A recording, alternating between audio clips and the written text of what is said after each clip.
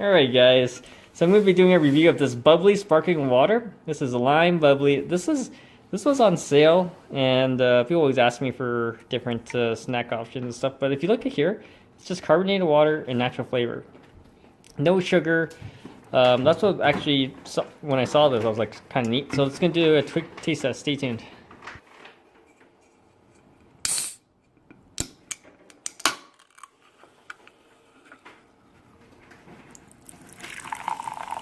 Alright, there we go. Let's do a quick taste test right here.